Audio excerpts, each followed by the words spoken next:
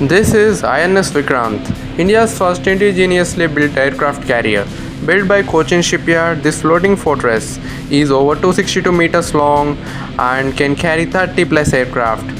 45,000 tons of pure power, a floating fortress equipped to launch fighter jets like MiG-29 and helicopters like Camo helicopters fight to the ocean. With state-of-art radar weapon system and a crew of 1,700, it's a true sea warrior. INS Vikrant isn't just a ship, it's indigenous pride on the high seas.